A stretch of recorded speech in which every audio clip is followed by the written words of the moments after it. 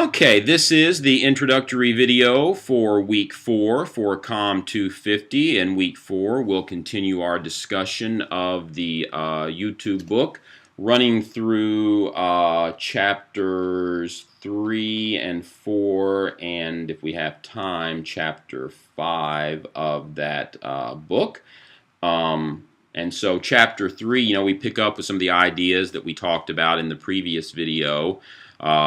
This book also outlines kind of the landscape of YouTube.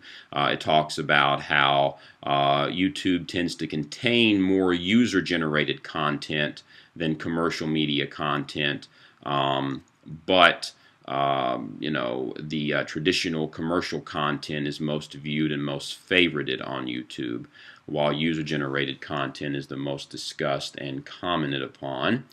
And so then the book gets into the idea of kind of mixing and matching what it calls clipping. But that's when you take a segment of something and remix it with something else. This takes all kinds of forms.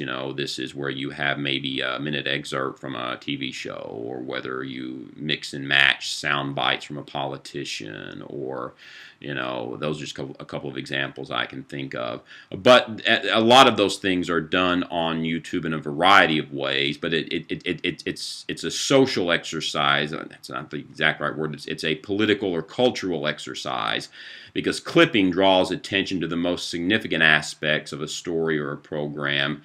It's a different way of contextualizing meaning than, say, uploading an entire program.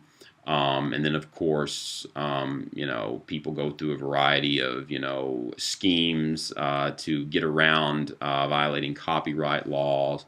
That's an ideological act as well, because it draws constant attention to the tensions over copyright law and evading the constraints of mainstream media mechanisms. The book also talks in chapter 3 about vlogging as an important form of video in our culture, and the aesthetics of user-created videos in particular, whether it's on YouTube or stuff that you do to put on Facebook or wherever, a blog, whatever.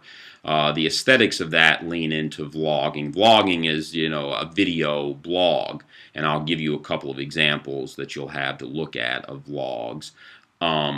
The aesthetics of user-created content, though, have developed some general conventions that have their roots in vlogging. Those include experimenting with the video form, kind of a foregrounding of the medium itself, and the showcasing of technique. It's very postmodern type of aesthetic in user-created videos in that way. This is another big seismic shift. Traditional video, like film, television, it tends to be objective in nature. By that I mean it tends to try to hide its constructedness as much as possible, while more amateur video tends to react against that by calling attention to its produced nature. That's called, in video theory, a subjective approach. So this demystifies video productions, both in terms of technique and in terms of audience awareness of convention. And this kind of strips away the idea of video production as a specialized skill. And leading also in vlogging, you have what we have kind of the webcam confessional culture that comes out of reality television. It's not an accident, I don't think, that vlogging developed at a time when reality TV was very popular. All creators, especially untrained creators, mimic what they know. And so a lot of vloggers probably grew up watching reality TV, so they imported that confessional culture. Sit here, talk about my feelings, that kind of thing. Vlogging, what I'm doing now, by the way, is very much in line with the vlog aesthetic. Talking directly to you via a camera. The idea being that you'll watch it more like you were sitting and listening to me face to face. And so that's a residual of face-to-face communication style, which is a big part of vlogging as well. But these distinctions between traditional media content and user-generated content, kind of shows that difference in kind of industrial mainstream media logic and user-created media logic. And one thing about it is traditional media outlets often don't account for how people use media in their everyday lives, as far as how they're constructed and put together. These days more and more people use media in kind of creative capacities. Chapter 4 looks at, kind of develops those concepts and talks about how the process of defining good technique is no longer the domain of experts or academics. And this gets back, you'll see these ideas talked about in the video on transmedia storytelling. The idea it's more of a collective formation of knowledge. And then chapter 4 also outlines some characteristics of the infrastructure of YouTube and talks about how, even though it kind of actually, in the way it's built technologically, frustrates community and frustrates social interaction, yet that's become a big part of YouTube because people have found ways around the limits of the technology, which there again is a very digital media idea, the notion that you can find ways. A television, you pretty much turned it on and adjusted the color some, and that was it. It's not the case with most forms of new technology.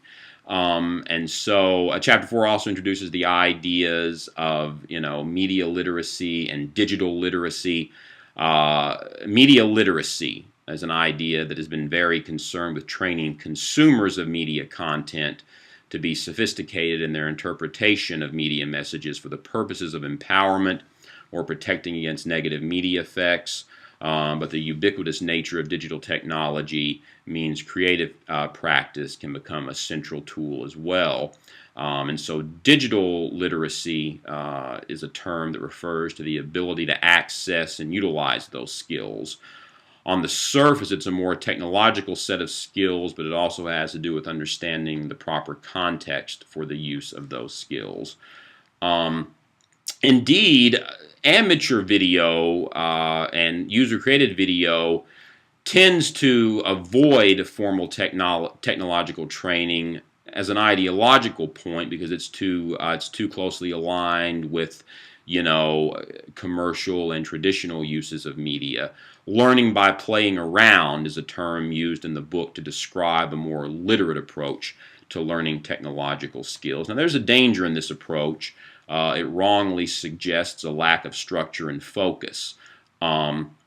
So the challenge we have in peer learning and knowledge sharing as a way to learn media production skills in a digital culture, the challenges we have with that is a key is a key part of understanding and learning about digital media. And so that's kind of where we're at with digital literacy and media literacy as different but related concepts.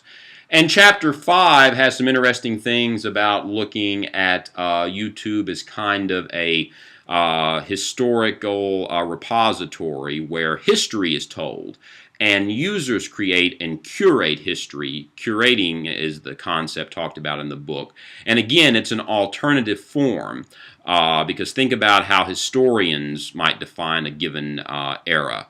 Professional historians versus, if you were to define an era. In fact, I can tell you one idea I have for a little assignment is for you to make, and I will, more specifically get to it when we get there, because I'm doing all this in the first week. One thing is for you to craft a YouTube playlist with videos existing on YouTube that tell a history of some time period or your life or something like that.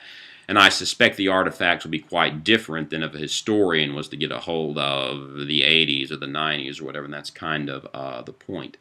Also, Chapter 5 looks at kind of how YouTube and social media more generally can often, in spite of its potential to unite, this can actually divide us more. And if you look at comments on the comments section on YouTube, how often they devolve into name-calling, negative stereotypes, things like that. And that's a reality that something we always say, media, digital and social media brings us together and makes us more unified. We say it sounds pretty, But read some YouTube comments. I'm not convinced it's true, and so that's a big idea teased out in the book as well. So that is our week 4 introduction video.